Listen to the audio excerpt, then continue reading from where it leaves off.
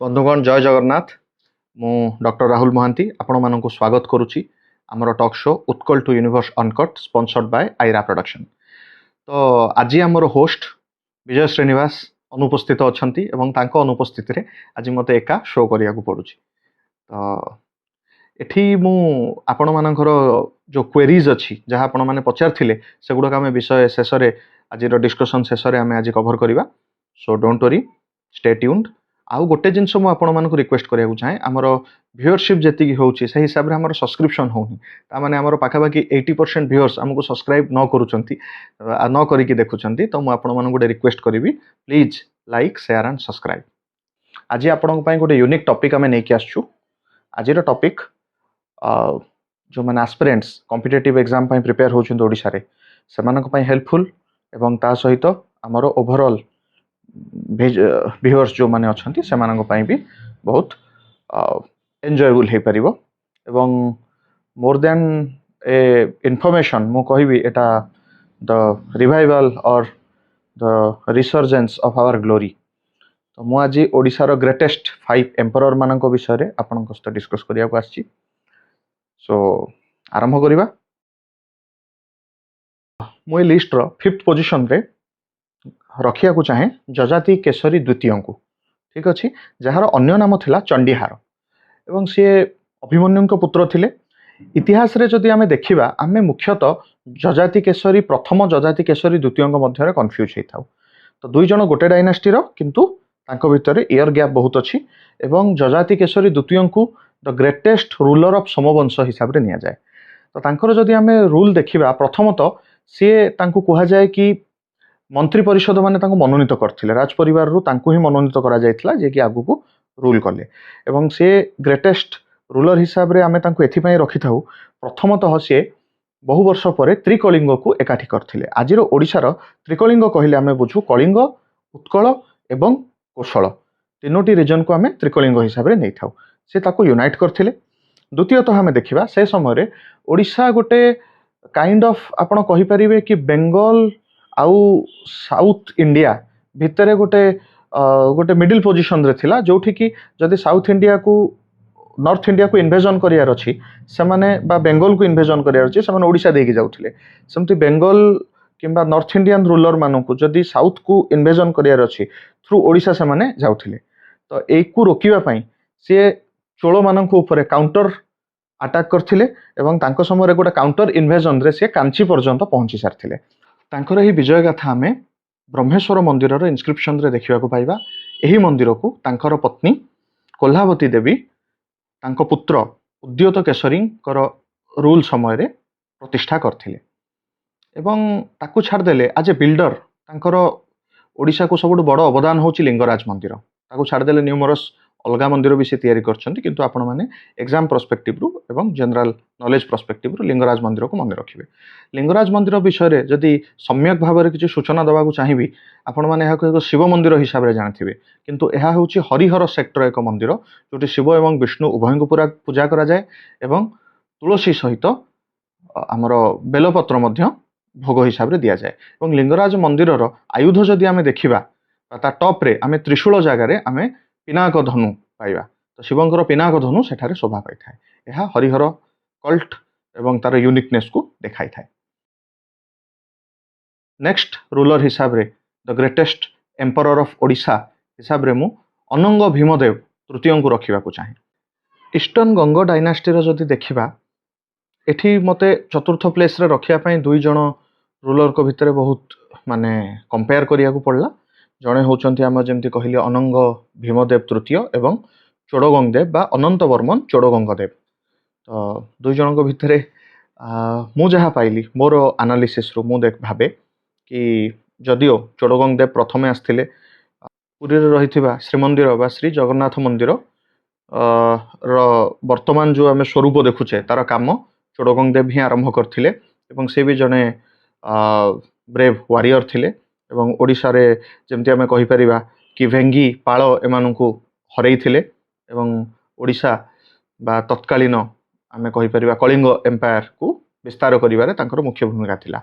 किंतु मु तांकर ठारू अधिक रेट करे आमर अनंग भीमदेव तृतीय को, जे कि तांकर ही वंशधर थिले କିନ୍ତୁ ଅନଙ୍ଗ ଭୀମଦେବ ତୃତୀୟଙ୍କ ସମୟରେ ଯଦି ଆମେ ଦେଖିବା ପୁରୀ ଜଗନ୍ନାଥ ମନ୍ଦିର କାର୍ଯ୍ୟ ତ ଶେଷ କରିଥିଲେ, କିନ୍ତୁ ସେ ସମୟରେ ପ୍ରଥମ ଥର ତ କହିବିନି, ଆଗରୁ ଯଦିଓ ଆରମ୍ଭ ହୋଇଥିଲା କିନ୍ତୁ ଗୋଟେ ମେଜର ଇସଲାମିକ ଇନଭେଜନ ଓଡ଼ିଶା ସେହି ସମୟରୁ ହିଁ ଫେସ୍ କରିବା ଆରମ୍ଭ କଲା। ତ ଅନଙ୍ଗ ଭୀମଦେବଙ୍କର ସମୟରେ ଆମେ ଦେଖିବା ଗିୟାସୁଦ୍ଦିନ ଇୱାଜ ଜଣେ ଥିଲେ ଖିଲଜି କମାଣ୍ଡର ବେଙ୍ଗଲର। ତାଙ୍କର ଯେଉଁ ଖିଲଜି ଆଟାକର୍ସ ମାନଙ୍କୁ ସେ ସକ୍ସେସଫୁଲି ହରାଇଥିଲେ ଏବଂ ଓଡ଼ିଶାର ମାଟିରୁ ଖଦେଡ଼ି ଦେଇଥିଲେ। ଏବଂ ତାପରେ ଆମେ ଦେଖିବା ତାଙ୍କ ସମୟରେ ଗୋଟେ ଆମର ଓଡ଼ିଶାର ଗଙ୍ଗବଂଶ ଏବଂ ଛତିଶଗଡ଼ ସାଇଡ୍ରେ ଆମେ ଦେଖିବା ଗୋଟେ କାଳାଚୁରୀ ଡାଇନାଷ୍ଟି ଥିଲା। ଠିକ୍ ଅଛି, ତ କାଳାଚୁରୀ ଏବଂ ଗଙ୍ଗ ଏବଂ ଆମେ କହିପାରିବା ଏଇ ଦୁଇଟି ଏମ୍ପାୟାର ଭିତରେ ସବୁବେଳେ ଗୋଟେ ଷ୍ଟ୍ରଗଲ ଲାଗି ରହିଥିଲା। ଏଇ ଷ୍ଟ୍ରଗଲକୁ ଶେଷ କରି ସିଏ ଗୋଟେ ମ୍ୟାଟ୍ରିମୋନିଆଲ ଆଲାଏନ୍ସ କରିଥିଲେ, ନିଜ ଝିଅକୁ ବାହାଘର ପାଇଁ ଦେଇଥିଲେ କାଳାଚୁରୀ ଡାଇନାଷ୍ଟିକୁ ଏବଂ ଏଇ ଯେଉଁ ପେରିନିଆଲ ଷ୍ଟ୍ରଗଲର ଅନ୍ତ ଘଟାଇଥିଲେ। ତାପରେ ଆମେ ଦେଖିବା କି ଚୋଳମାନେ ତାଙ୍କର ବ୍ଲଡ ରିଲେଟିଭ ହେଲେ ବି ବା ସେ ସମୟକୁ ତ ଗୋଟେ ଡିଷ୍ଟାନ୍ସ ରିଲେସନ୍ ଆସି ସାରିଥିଲା, ତ ଚୋଳମାନଙ୍କର ଇନଭେଜନକୁ ସେ ବହୁତ ହଦ ଯାଏଁ ପ୍ରତିହତ କରିପାରିଥିଲେ। ଏଟା ତ ରହିଲା ତାଙ୍କର ବିଜୟ ଗାଥା ଏବଂ ତାଙ୍କର ଆଲାଏନ୍ସେସ୍ ଓଡ଼ିଶାର ବାଉଣ୍ଡ୍ରିକୁ ସୁରକ୍ଷା ଦେବା ପାଇଁ। ଏବଂ ତାକୁ ଛାଡ଼ିଦେଲେ ଆଜ ଏ ବିଲ୍ଡର ମଧ୍ୟ ତାଙ୍କର ଅନେକ ଖ୍ୟାତି ରହିଛି। ଯେମିତିକି କହିଲି, ପ୍ରଥମେ ମୁଁ ଆପଣଙ୍କୁ ମେନସନ୍ କରିଛି କି ପୁରୀ ଜଗନ୍ନାଥ ମନ୍ଦିରର କାର୍ଯ୍ୟ ତାଙ୍କରି ସମୟରେ ସମ୍ପୂର୍ଣ୍ଣ ହୋଇଥିଲା। ଏବଂ ତା ଛଡ଼ା ଆନ୍ଧ୍ରପ୍ରଦେଶରେ ଗୋଟେ ଶ୍ରୀ କୁରୁମ ଟେମ୍ପୁଲ ଅଛି, ଯେଉଁଠିକି ଆମର ଶ୍ରୀହରି ବିଷ୍ଣୁଙ୍କର ଦ୍ୱିତୀୟ ଅବତାର ବା କଚ୍ଛପ ଅବତାରର ପୂଜା କରାଯାଏ। ସେହି ମନ୍ଦିରକୁ ରିଏଷ୍ଟାବ୍ଲିଶ କରିବାରେ ତାଙ୍କର ମୁଖ୍ୟତଃ ଏକ ପ୍ରମୁଖ ଭୂମିକା ରହିଥିଲା। ଏବଂ ତାକୁ ଛାଡ଼ିଦେଲେ ଆମେ ଦେଖିବା ବିଭୀଷଣେଶ୍ୱର, ଅନନ୍ତେଶ୍ୱର, ଏମିତି ବହୁତ ମନ୍ଦିର ଅଛି ଭୁବନେଶ୍ୱର ଏବଂ ଏ ଉପକଣ୍ଠ ରିଜନରେ, ଯେଉଁଟାକି ସେ ଏଷ୍ଟାବ୍ଲିଶ କରିଥିଲେ। ଏବଂ ତାଙ୍କର ଆଉ ଗୋଟେ ବଡ଼ ଆଚିଭମେଣ୍ଟ ହେଉଛି ଓଡ଼ିଶାର ଲ୍ୟାଣ୍ଡ ସେଟେଲମେଣ୍ଟ ତାଙ୍କ ସମୟରେ ହିଁ ହୋଇଥିଲା। ଏବଂ ଲ୍ୟାଣ୍ଡ ରେଭିନ୍ୟୁ ପାଇଁ ଏକ ନୂଆ ମଡେଲ ସେ ଏଷ୍ଟାବ୍ଲିଶ କରିଥିଲେ, ଯେଉଁଟା ଅନେକ ବର୍ଷ ଧରି ଓଡ଼ିଶାରେ ପରିଚାଳିତ ହୋଇଥିଲା। ଏହି ଗ୍ରେଟେଷ୍ଟ ଏମ୍ପରର ଅଫ୍ ଓଡ଼ିଶା ଲିଷ୍ଟରେ ତୃତୀୟ ନମ୍ବର ବା ଥର୍ଡ ର୍ୟାଙ୍କରେ ମୁଁ ରଖିବାକୁ ଚାହେଁ ଗଜପତି କପିଳେନ୍ଦ୍ର ଦେବକୁ। ଗଜପତି ବଂଶର ପ୍ରତିଷ୍ଠାତା କପିଳେନ୍ଦ୍ର ଦେବ 1435 ମସିହାରୁ ପାଖାପାଖି 1467 ମସିହା ଯାଏଁ ରୁଲ୍ କରିଥିଲେ। ଏବଂ ତାଙ୍କ ସମୟରେ ମେଡିଏଭାଲ ଇରାରେ ଓଡ଼ିଶା ନିଜର ଲାର୍ଜେଷ୍ଟ ଏମ୍ପାୟାର ବିଲ୍ଡ କରିପାରିଥିଲା। ଆପଣ ଦେଖିବେ ତାଙ୍କ ସମୟର ଗଜପତି ଏମ୍ପାୟାର ଗଙ୍ଗା ନଦୀଠୁ ନେଇକି କାବେରୀ ନଦୀ ପର୍ଯ୍ୟନ୍ତ ବା ଆଜିରେ ମଡର୍ଣ୍ଣ ଡେର ବେଙ୍ଗଲଠୁ ନେଇକି ତାମିଲନାଡୁ ପର୍ଯ୍ୟନ୍ତ ବିସ୍ତୃତ ଥିଲା। ଏବଂ ତାଙ୍କ ଶାସନ ସମୟରେ ସେ ଅନେକ ବିଜୟ ହାସଲ କରିଥିଲେ ଏବଂ ତା ମଧ୍ୟରୁ ସବୁଠୁ ଆରମ୍ଭ କରିଥିଲେ ସେ ଇଲିୟାସ ସାହି ସେ ସମୟରେ ବେଙ୍ଗଲର ସଲ୍ଟନେଟ୍ର ରୁଲର୍ସ ଥିଲେ।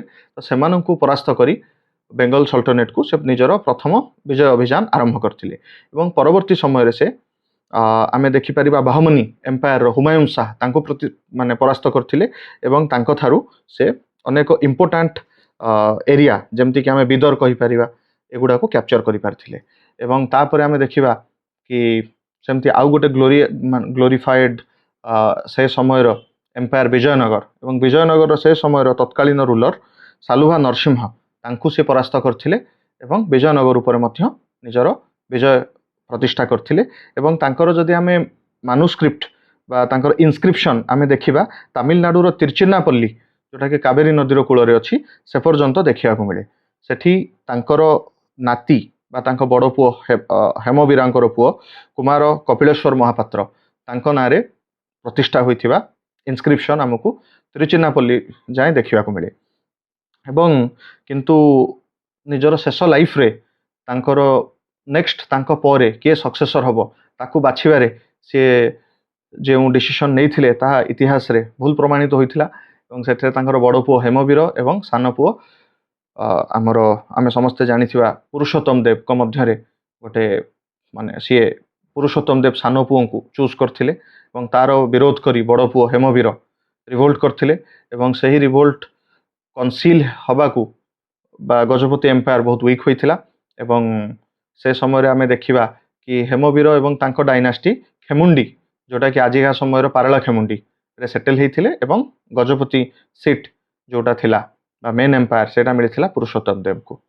ତ ସେଇଥିପାଇଁ ଆଉ ଏହି ସମୟରେ ତାଙ୍କର ଆମେ କହିପାରିବା କି ଏମ୍ପାୟାର ଟିକେ ୱିକ୍ ହେଇଥିଲା ଏବଂ ବେଙ୍ଗଲ ବିଜୟନଗର ଏମାନେ କିଛି କିଛି ପୋର୍ସନକୁ ରିକ୍ୟାପଚର କରିବାରେ ସକ୍ସେସଫୁଲ୍ ହୋଇଥିଲେ।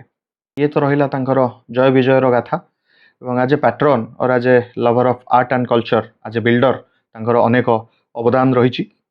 ତନ୍ମଧ୍ୟରୁ ଆମେ ଦେଖିବା ପାପନାଶିନୀ ଜଳାଶୟ ସେ ତିଆରି କରିଥିଲେ। ତାକୁ ଛାଡ଼ିଦେଲେ ଭୁବନେଶ୍ୱରରେ ରହିଥିବା କପିଳେଶ୍ୱର ମନ୍ଦିର ସେ ପ୍ରତିଷ୍ଠା କରିଥିଲେ ଏବଂ ଆମର ଶ୍ରୀମନ୍ଦିରର ବ୍ୟୁଟିଫିକେସନ୍ ପାଇଁ ବି ତାଙ୍କୁ ଅନେକ ସ୍ୱୀକୃତି ଦିଆଯାଏ। ଏବଂ ଶ୍ରୀମନ୍ଦିରରେ ଯେଉଁ ଆମେ ଦେଖୁଛେ ଆମର ରଥଯାତ୍ରା ପରେ ସୁନାବେଶ ହେଉଛି, ସୁନାବେଶ ହେବାର କାରଣ ବି ହେଉଛନ୍ତି କପିଳେନ୍ଦ୍ର ଦେବ। ସିଏ ସାଉଥ୍ ଏବଂ ନର୍ଥରୁ ଜିତିଥିବା ସୁନା ସବୁ ଆଣିକି ସେଗୁଡ଼ାକୁ ଜଗନ୍ନାଥ ମନ୍ଦିରକୁ ଦାନ କରିଥିଲେ, ଯାହାକି ପ୍ରଭୁଙ୍କର ଶ୍ରୀ ଅଳଙ୍କାର ଭାବରେ ସଜ୍ଜିତ ହୋଇଥିଲା ଏବଂ ଆଜି ପର୍ଯ୍ୟନ୍ତ ସେହି ପ୍ରଥା ଚାଲି ଆସୁଛି। ସେ ମଧ୍ୟ ଜଣେ ପ୍ରୋଲିଫେରିକ୍ ରାଇଟର ଥିଲେ ଏବଂ ତାଙ୍କ ଦ୍ୱାରା ରଚିତ ପରଶୁରାମ ବିଜୟ ଏକ କାଳଜୟୀ ରଚନା, ଏକ ସାଂସ୍କ୍ରିଟ୍ ଆମେ କହିପାରିବା ଗୋଟେ ପ୍ଲେ ଥିଲା ଏଇଟା। ଏବଂ ତାଙ୍କର ଏହିସବୁ ଆଚିଭମେଣ୍ଟ ବିଶେଷ କରି ତାଙ୍କର ଆଜ୍ ଏ ରୁଲର ତାଙ୍କର ଯେଉଁ ଟେରିଟୋରିଆଲ ଏକ୍ସପାନ୍ସନ୍ ଥିଲା ସେଥିପାଇଁ ତାଙ୍କୁ ଏକ ଫେମସ୍ ଟାଇଟେଲ୍ ଦିଆଯାଇଥିଲା, ଯାହାକି ହେଉଛି ଶ୍ରୀ ଶ୍ରୀ 108 ଶ୍ରୀ ଗଜପତି ଗୌଡ଼େଶ୍ୱର ନବକୋଟି କନ୍ନଡ଼ କାଳବର୍ଗେଶ୍ୱର। ତ ଏଇଠି ଗୌଡ଼େଶ୍ୱର କହିଲେ ଆମେ ଗୌଡ଼ ବା ସେ ସମୟର ବେଙ୍ଗଲକୁ ଜିତିଥିବା ଟାଇଟେଲକୁ ବୁଝିଥାଉ।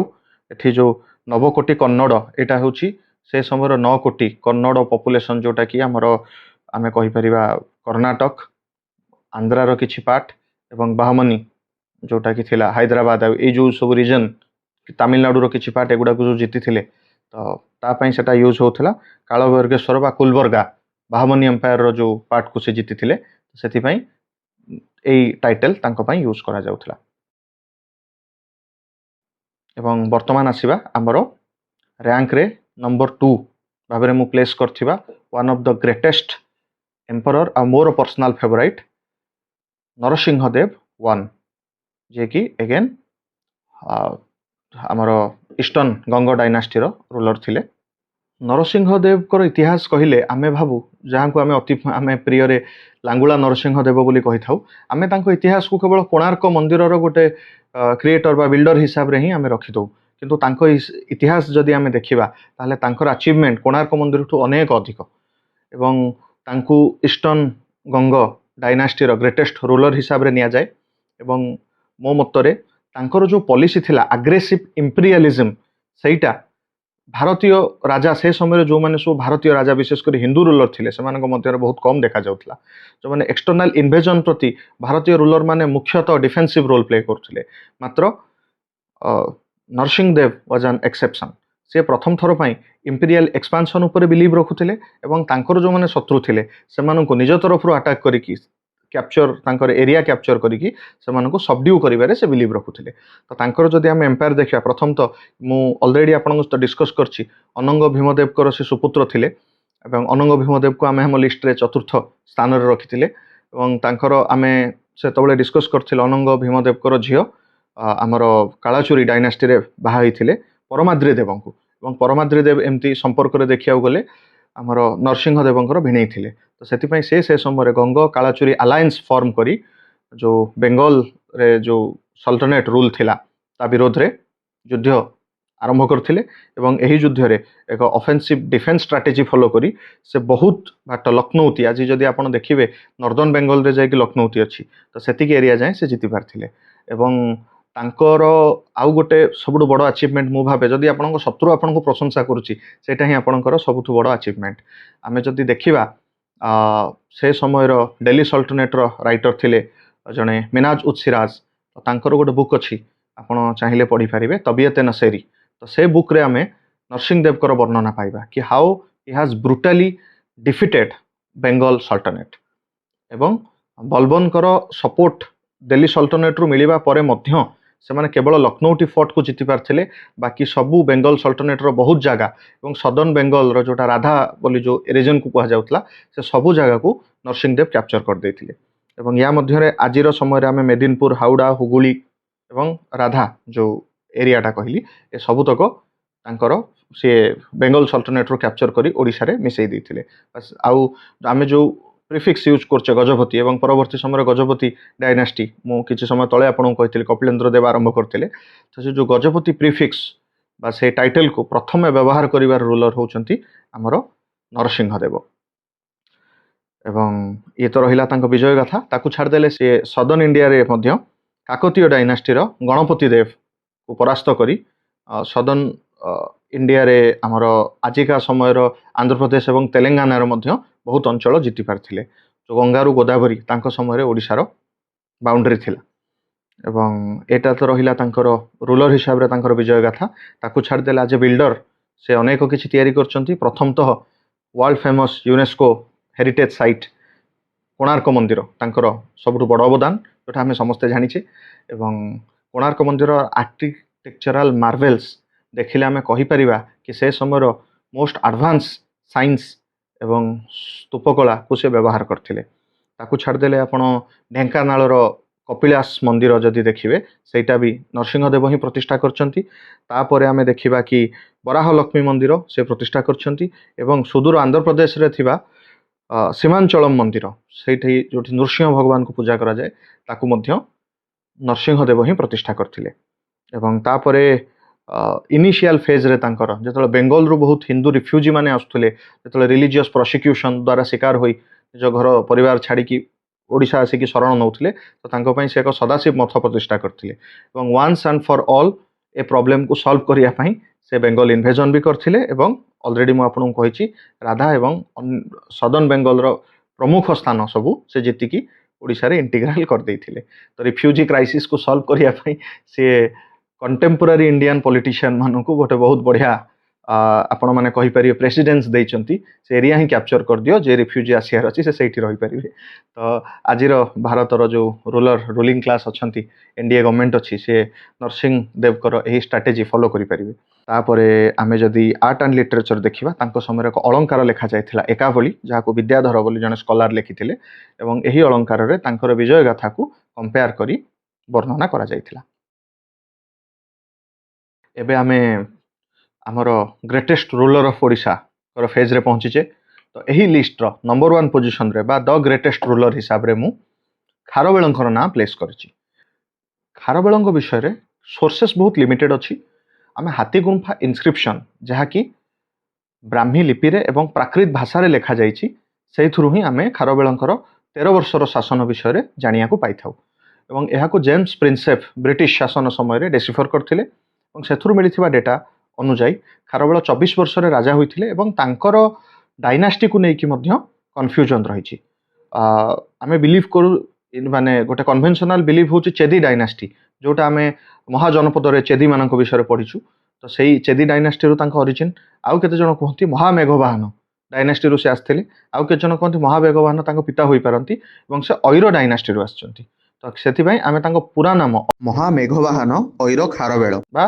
मेघवाहन ऐरो खारवेल बोली आमे तांको कहि थाउ तांकर जदि 13 वर्ष को देखिबा एहा मध्य रे से अनेक कंक्वेस्ट बा विजय हासिल करथिले प्रथम तो से सदर्न इंडिया रे से समय सबुठारु पोस्ट मौर्यन इरार सदर्न इंडिया रे सबुठारु प्रोमिनेंट रूलर थिले सातवाहन माने एवं नॉर्दर्न इंडिया रे सबुठु प्रोमिनेंट रूलर थिले मौर्यन को रिप्लेस करथिबा श्रृंग माने आमे देखिबा खारवेल उभयं को परास्त करछंती से सातवाहन राजा सातकर्णी को हरैथिले एवं तांको सपोर्ट करथुवा राजिका एवं भोजिका एमती दुई प्रकार से समय छोट छोट किंगडम रही थाई पारे सेमान को हराइछंती तो तांकर नॉर्थ इंडिया एक्सपेडिशन रे से मगध को हराइथिले एवं से समय मगध रे श्रृंग वंश रो शासक माने थिले तो हिस्टोरियन मानक मतरे सी जे शासकों को हराइथिले से अग्निमित्र किंबा बृहस्पति मित्र होई पारंती एवं तापरे जदि आमे देखिबा सी जोटा हमर ऋषभनाथ आदिजिन तो तांकर मूर्ति को से मगधरू ओडिशा आनिबारे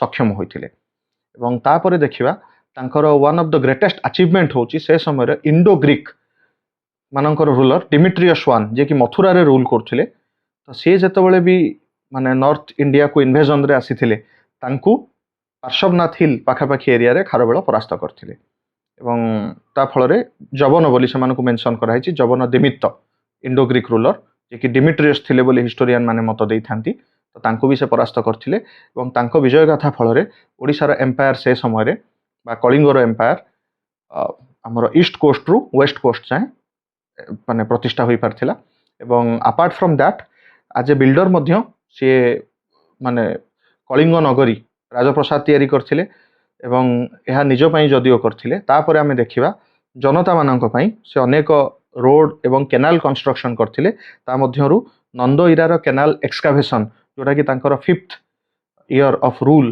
ରେ ଏଷ୍ଟାବ୍ଲିଶ ହେଇଥିଲା ସେଟା ଗୋଟେ ଉଲ୍ଲେଖନୀୟ ଅବଦାନ ଯାହାକି ସେ ସମୟର ତାଙ୍କ ରାଜଧାନୀ ଏବଂ ଓଡ଼ିଶାବାସୀଙ୍କୁ ଜଳ ପ୍ରଦାନ କରିବାରେ ସାହାଯ୍ୟ କରିଥିଲା ଏବଂ ତାକୁ ଛାଡ଼ିଦେଲେ ଆମେ ତାଙ୍କର ସେଲିବ୍ରେସନରେ ଗୋଟେ ପ୍ରୋଟୋ ଓଡ଼ିଶୀ ଡ୍ୟାନ୍ସର ଗୋଟେ ଆମେ କହିପାରିବା ଆମେ ଏକ ତଥ୍ୟ ପାଇଥାଉ ଯୋଉଟା କି ଇଭେନ୍ ଭରତ ମୁନି ମଧ୍ୟ ଉଡ୍ର ଡ୍ୟାନ୍ସ ବିଷୟରେ ମେନସନ୍ କରିଛନ୍ତି ଏବଂ ଆର୍କିଓଲୋଜିକାଲ ସୋର୍ସରେ ମଧ୍ୟ ଗୋଟେ ପ୍ରୋଟୋ ଓଡ଼ିଶୀ ଡ୍ୟାନ୍ସର ଅରିଜିନ୍ ଆମେ ଖାରବେଳଙ୍କ ସମୟରୁ ପାଇଥାଉ ଯାହାକୁ ଉଡ୍ର ଡ୍ୟାନ୍ସ ବୋଲି ମଧ୍ୟ ଐତିହାସିକମାନେ କହିଥାନ୍ତି।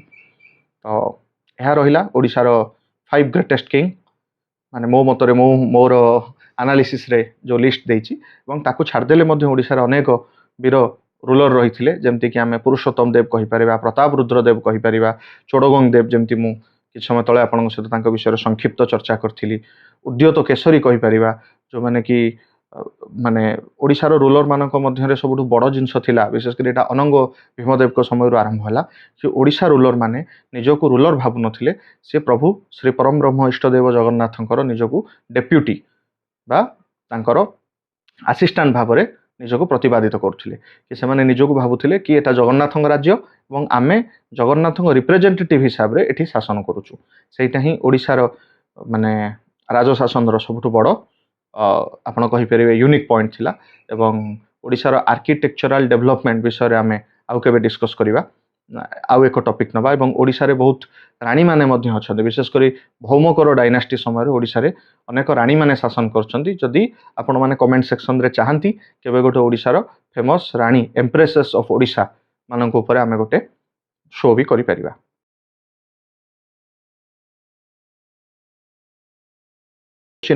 ଥିଲା କି how to elect government on which parameters actually we should elect the government both at central and state level। तो ମୁଁ ଏଥିରେ ଭାବେ କି ଆମର ଫୋକସ୍ ରହିବା ଦରକାର କି ଟୁ ଇଲେକ୍ଟ ଏ ଗୁଡ୍ ରିପ୍ରେଜେଣ୍ଟେଟିଭ୍। ଆମେ ବର୍ତ୍ତମାନ ଭାରତ ଆଇଡିଓଲୋଜିକାଲି ସେତିକି ବାଇଣ୍ଡ କଣ୍ଟ୍ରି ହେଇନି କି ଆମେ କେବଳ ଆଇଡିଓଲୋଜି ଦେଖିକି ଭୋଟ ଦେବା। ଆପଣମାନେ ପ୍ରଥମେ ଆପଣଙ୍କ ଲୋକାଲ ଏରିଆର ଯେଉଁ ଲୋକଟି ଭଲ କାମ କରିପାରିବ ଯାହା ସହିତ ଆପଣଙ୍କର ସେ ଯିଏ ଲୋକଙ୍କ ସହିତ ସେ କନେକ୍ସନ୍ ପ୍ରତିଷ୍ଠା କରୁଛି ଆପଣ ପ୍ରଥମେ ଫାର୍ଷ୍ଟ ପାରାମିଟର ହେବା ଦରକାର ସେ personal connection and the like how the individual is and how dedicated Hi or C is ସେଇଟା ଆମେ ମାନେ ପ୍ରଥମେ ଦେଖିବା ଦରକାର। ଆପଣ ଦେଖନ୍ତୁ ବର୍ତ୍ତମାନ ଏଡିଆର୍ର କେସ୍ ପରେ ଯେତେବେଳେ ନୋମିନେସନ୍ ହେଉଛି ସବୁ କ୍ୟାଣ୍ଡିଡେଟ୍ ମାନେ ନିଜ ନାଁରେ ଥିବା କ୍ରିମିନାଲ କେସେସ୍ ଏବଂ ନିଜର ପ୍ରପର୍ଟିର ଡିଟେଲ୍ ସେମାନେ ଫର୍ନିଶ୍ କରୁଛନ୍ତି ବା ଯେଉଁଟାକି ସର୍ବଜନୀନ ଭାବରେ ଜାଣିହେବ ଏବଂ ଆପଣମାନେ ସେଇଥିରୁ କେଉଁ ଲୋକ ନିଜର ପ୍ରପର୍ଟି ତିଆରି କରୁଛି ବା କେଉଁ ଲୋକ କ୍ରିମିନାଲ ନା ନୁହଁ ଆପଣଙ୍କର ତା ଉପରେ ମାନେ ଧାରଣା ଆସିପାରିବ। ଆପଣମାନେ ସେଇଥିରୁ ବି କିଛି ଧାରଣା ଲଗାଇ ପାରିବେ ଏବଂ ଆପଣଙ୍କର ନିଜର କନେକ୍ସନ୍ସ ଦେଖିପାରିବେ। ତ ଯେଉଁ କ୍ୟାଣ୍ଡିଡେଟ୍ ଆପଣଙ୍କ ପାଇଁ ଏବଂ ଆପଣଙ୍କ ଏରିଆ ପାଇଁ କାମ କରିବ ପ୍ରଥମେ ତାକୁ ଚୁଜ୍ କରିବା ଦରକାର ଏବଂ ତାପରେ ଲଙ୍ଗ ରନ୍ରେ ଆପଣ ଆଇଡିଓଲୋଜି ଦେଖିବେ। ତା ଭିତରେ ସବୁଠୁ ବଡ଼ ଆଇଡିଓଲୋଜି ୟୁଥ୍ ମାନଙ୍କ ପାଇଁ ହେଉଛି ଡେଭଲପମେଣ୍ଟ ଆଣ୍ଡ ଜବ୍ ଗ୍ରୋଥ୍। ଯେଉଁ ପାର୍ଟି ସେଇଟା ଇନସିଓର କରୁଛି ସେଇଟା ଆମେ ଦେଖିବା। ତାପରେ ଥାର୍ଡରେ ଆମର ଆସିଯିବ ସେଇ ସମୟରେ ଆମର ଅଦର୍ସ ଆଇଡିଓଲୋଜି। ତ ସେଇ ଜାଗାରେ ଆମେ cultural ideology and other things ଆମେ ଦେଖିପାରିବା। ଆପଣମାନେ ସେଇ ବେସିସ୍ରେ ମୁଁ ଭାବେ ଭୋଟ ଦେବା ଉଚିତ। ଏବଂ ଦ୍ୱିତୀୟ କ୍ୱେଶ୍ଚିନ୍ ଆମର ଥିଲା କି taxation system and its impact on general public and economy. ତ ଯଦି ଆମେ ଟ୍ୟାକ୍ସେସନ୍ ସିଷ୍ଟମ୍ ଦେଖିବା ଭାରତରେ ଆମର ବୋଥ୍ ଡାଇରେକ୍ଟ ଟ୍ୟାକ୍ସ ଆଉ ଇନଡାଇରେକ୍ଟ ଟ୍ୟାକ୍ସ ରହୁଛି କିନ୍ତୁ ବର୍ତ୍ତମାନ ଏଇ ଯେଉଁ ଫ୍ରି ବିଜ୍ ଏବଂ ଆମର ଯେମିତି ବର୍ତ୍ତମାନର ଚାଲିଛି ମାନେ ଟ୍ୟାକ୍ସେସନ୍ ଟ୍ୟାକ୍ସ କଲେକ୍ସନ୍ ସିଷ୍ଟମ୍ ଯେମିତି ଭାରତରେ ବର୍ତ୍ତମାନ ଚାଲିଛି ଆମେ ଦେଖିବା କି ଡାଇରେକ୍ଟ ଟ୍ୟାକ୍ସ ଜାଗାରେ ଇନଡାଇରେକ୍ଟ ଟ୍ୟାକ୍ସର ଓର୍ଥଟା ଅଧିକ ରହୁଛି ଯେଉଁଟାକି ରହିବା କଥା ନୁହେଁ। ଡାଇରେକ୍ଟ ଟ୍ୟାକ୍ସ ହିଁ ଗୋଟେ ପ୍ରୋଗ୍ରେସିଭ୍ କଣ୍ଟ୍ରିରେ ଡାଇରେକ୍ଟ ଟ୍ୟାକ୍ସ ସବୁବେଳେ ଅଧିକ ରହିବା ଦରକାର। ଡାଇରେକ୍ଟ ଟ୍ୟାକ୍ସରେ ଆପଣଙ୍କର ଡାଇରେକ୍ଟ ଆପଣ କହିପାରିବେ ରେସ୍ପନ୍ସିବିଲିଟି ଅଫ୍ ଗଭର୍ଣ୍ଣମେଣ୍ଟ ଆସିଯାଉଛି। ଆଉ ଇନଡାଇରେକ୍ଟ ଟ୍ୟାକ୍ସ ଦେଖନ୍ତୁ ସମସ୍ତ ମନେକର ଯଦିଓ ଇନଡାଇରେକ୍ଟ ଟ୍ୟାକ୍ସଟା ଅଧିକ ରହିବ ସେଟା ମାନେ ଫର୍ ଏକ୍ଜାମ୍ପଲ୍ ଇନଡାଇରେକ୍ଟ ଟ୍ୟାକ୍ସରେ ଆମେ ଯେଉଁ ହୋଟେଲରେ ଖାଉଛେ ତ ଗରିବମାନଙ୍କୁ ବି ସେ ଟ୍ୟାକ୍ସ ଦେବାକୁ ପଡ଼ୁଛି ଧନୀମାନଙ୍କୁ ବି ସେ ଟ୍ୟାକ୍ସ ଦେବାକୁ ପଡ଼ୁଛି। ତ ଏଇ ଟାଇପ୍ର ଟ୍ୟାକ୍ସର କ'ଣ ହୁଏ ଏହାର ଇମ୍ପାକ୍ଟଟା ଆସିମେଟ୍ରିକାଲି ଗରିବମାନଙ୍କ ଉପରେ ଅଧିକ ପଡ଼େ। ଆଉ ଯଦି ଆମେ ଡାଇରେକ୍ଟ ଟ୍ୟାକ୍ସ ଦେଖିବା ଆମର ପ୍ରୋଗ୍ରେସିଭ୍ ଟ୍ୟାକ୍ସେସନ୍ ସିଷ୍ଟମ୍ ଅଛି। ପ୍ରୋଗ୍ରେସିଭ୍ ଟ୍ୟାକ୍ସେସନ୍ ସିଷ୍ଟମ୍ର ଅର୍ଥ ହେଉଛି କି ଯେଉଁମାନେ ଗରିବ ଅଛନ୍ତି ତାଙ୍କୁ କମ୍ ମନେକର ଫର୍ ଏକ୍ଜାମ୍ପଲ୍ ଦେଖନ୍ତୁ କି ବର୍ତ୍ତମାନ ଗଭର୍ଣ୍ଣମେଣ୍ଟ କରିଦେଇଛି କି 12 ଲକ୍ଷ ଯାଏଁ ନୋ ଇନକମ୍ ଟ୍ୟାକ୍ସ 12ରୁ 15 ଫର୍ ଏକ୍ଜାମ୍ପଲ୍ ଇନକମ୍ ମାନେ ଟ୍ୟାକ୍ସ ଦେଉଛନ୍ତି 15ରୁ 20 ହେଲା ବେଳକୁ ସେଟା ଅଧିକ ଏମିତି ଅଧିକ ବଢ଼ି ବଢ଼ି ଯାଉଛି। ଠିକ୍ ଅଛି ସୁପର ରିଚ୍ ଟ୍ୟାକ୍ସ ଆଗରୁ ଗୋଟେ ଥିଲା 30% 1 crore ଅଧିକ ଯଦି ଇନକମ୍ ଥିବ पर ईयर देन 30% टैक्स देवाक पड़ो। तो जो लोकंर इनकम अधिक सहित टैक्स परसेंटेज भी बढ़िबारे लगी आम प्रोग्रेसिव टैक्सेसन सिस्टम बोली कहूचे। तो मु भावे कि यही सिस्टमटा बहुत फ्लॉ क्रिएट करुच्ची। तो कारण लोक मान लगुच गोटे टैक्स स्लैब रु आउ गोटे टैक्स स्लैब को गले सडनली टैक्स बहुत अधिक हो जाउची। तो से लोक मैंने टैक्स चोरी करने प्रिफर कर जगह जदि आम प्रोपोर्शनेट टैक्स सिस्टम करदबा बा गोटे लेवल उपरकू जो जो मानकर इनकम अच्छी समस्ते निज इनकम रो गोटे फॉर एग्जांपल 5% कि फॉर एग्जांपल 10% को आज टैक्स से माने पे करेंगे ताहले मु भाबुची आमर सबु लोक मानकर उत्तर दायित्व सरकार प्रति बा सरकार सबु सेक्शन प्रति उत्तर दायित्व सब बेले समान रहिबो। नहले कौन असुविधा होची गरीब लोक मानक पई डायरेक्ट टैक्स फ्री रहूची एवं धनी लोक माने चार्टर्ड अकाउंटेंट एम्प्लॉय करी एवं विभिन्न अदर मीन्स रे टैक्स को इवेड करूचंती एवं टैक्स रो बर्डनटा कंप्लीटली मिडिल क्लास ऊपर पड़ुची। एठी मु आउ गोटे जिंस कहिया रखिबा को चाहे कि भारत परि देश रे here the profit is private but the loss is public. और आपण माने यार अर्थ कि आपण माने देखिबे जो जो बड़ बड़ बिजनेस वेंचर्स अछंती सेमानक जतबे प्रॉफिट होची प्रॉफिट शेयरटा तांको पाखु जाउची कि जेतबेले तांकर लॉस होची सेतबेले गवर्नमेंट सेमानक बेल आउट दउची बा बेल आउट पैकेज रे सेमानकर लॉस टाकू बा टैक्स पेयर मानक मनी रु सेमानक बेल आउट मिलुची जहा फल से लॉस रो बर्डन को पब्लिक को बियर करिया को पड़ुची। सो सेथि भाई मु भाबे कि टैक्सेशन सिस्टम रे ए सब जिंस रेप्लिकेट होबा दरकार एवं आमर होस्ट आमर विजय श्रीनिवास आज एन इकोनोमिस्ट सी आपण मानक बेटर ए विषय रे केबे गोटे डिटेल चर्चा करिवा जो थरे सी आपण ए विषय रे अधिक एनलाइटन करि परिबे। Thank you. जय Jagannath. See you in next video.